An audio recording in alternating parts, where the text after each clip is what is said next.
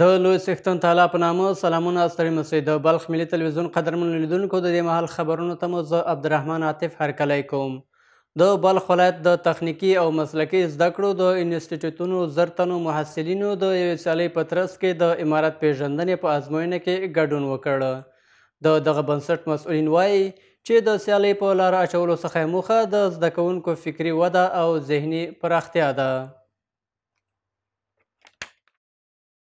د بلخ ولایت د تخنیکي او مسلکي زده کړو د انسټیټیوټونو 1000 تنه محصلین راټول شوي دي ترڅو د امارت پیژندنې ازموینې په سیالۍ کې ګډون وکړي.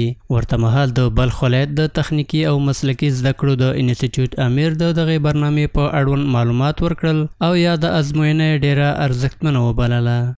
مخکې تقریبا 100 ورځې مخکې 1000 کتابونه موږ په مختلفو انسټیټیوټو باندې توزیع کړه په نامه د امارت شناسی د امارت پیژندنه.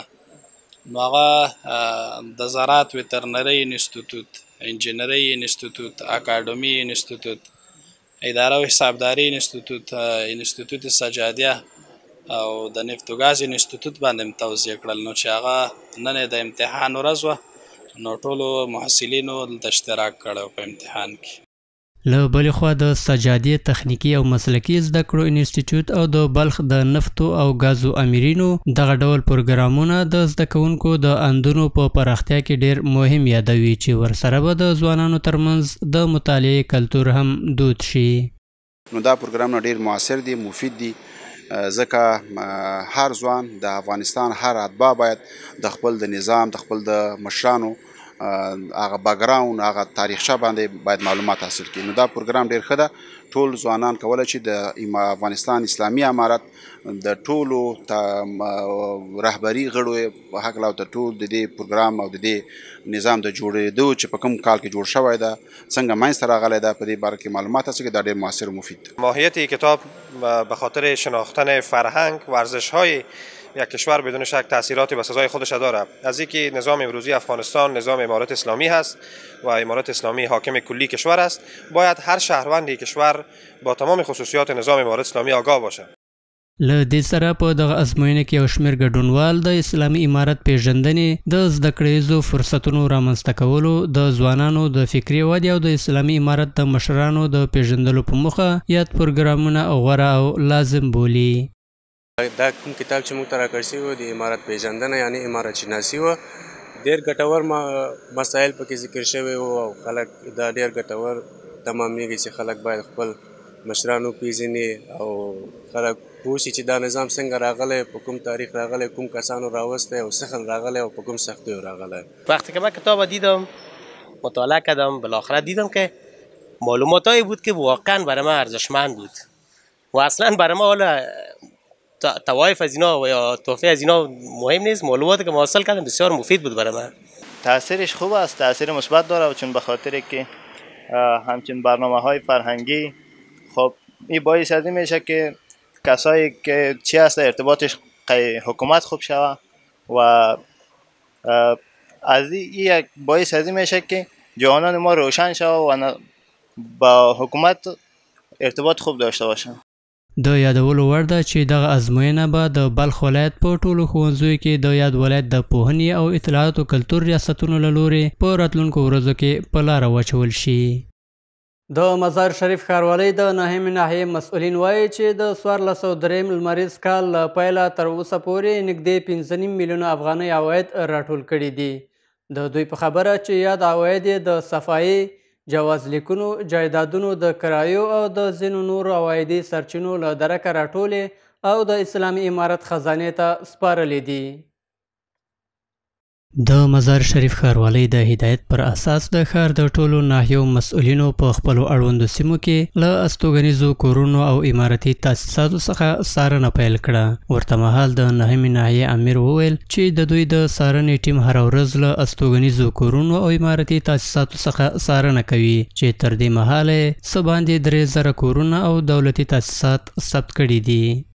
3500 خانه تقریبا رهایشی، تجارتی، صنعتی تقریبا منازل شدگی است، ثبت شدگی است. بسته در امارت نایی نهم تقریبا 12.5-13 هزار خانوار ما د امنیت نهایی نو هم داریم. همداراز ښاغلي ثاقب خپلو عوایدو ته په اشاره وویل چې دوی د روان لمریز کال له پیل څخه تر اوسه پورې 15.5 میلیونه افغانۍ عواید د صفایي جواز لیکونو او د ښاروالۍ د جایدادونو کرایو له درکه راټول کړي دي. از شروع 14 سدوسی تا می حال الحمدلله عواید ما بسیار زیاد شده گشت. تقریبا 5.5 میلیون عواید ما از بابت صفایی جواز کرای موقت تکس از همین چهار منبع عواید ما افزایش پیدا کردگی است که در سیستم IPMS یا در سیستم بانک جمعآوری شدگی است انشالله. د مزار شریف ښاروالۍ د نهمې ناحیې د مسؤلینو له لوري د ورکړل شوو معلوماتو له مخې په یاده ناحیه کې 28 کوڅې څه باندې 14,000 استوګنیز کورونه او عمارتي تاسیسات شتون لري چې له 3,000 څخه زیات استوګنیز کورونه د دغه امریت له لوري ثبت شوي دي. په بلخ ولایت کې یو شمېر معلولین د بشري حقونو د اسلامي اعلامیې خپرېدو د کلیزې په مناسبت راټول شوي دي او د دغې اعلامیې د محتوا په پلي کېدو ټینګار کوي. دوی وایي چې د یاد اعلامیې د محتوا په پلي کېدو سره باید تر ډېره ټولنیزې او اقتصادي ستونزې هوارې شي.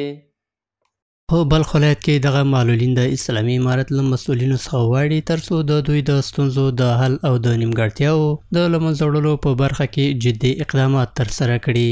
یاد معلولین د روزنیزو او کاري فرصتونو له نشتون څخه سر ټکوي او له اړوندو مسؤلینو او مرسته رسونکو بنسټونو څخه غواړي چې د ستونزو په له منځه وړلو کې دې ورسره همکاري وکړي. 5 آگوست مطابق 15 اسد مصادف است با 34مین سالروز تصویب اعلامیه اسلامی حقوق بشر. 34 سال قبل سازمان کنفرانس اسلامی در شهر قاهره پایتخت مصر میزبان نشست متفکرین و اندیشمندان جهان اسلام بود و اعلامیه اسلامی حقوق بشر را روی کار کرد تا به این ترتیب بنابرابری‌های اجتماعی در جهان نقطه پایان گذاشته و شهروندان از حقوق بنیادیشان بهره‌مند شوند. دا په داسې حال کې ده چې تېره میاشت د ملګرو ملتونو سازمان په افغانستان کې د شاوخوا 2 میلیونه نابینایانو له شتون څخه خبر ورکړی و.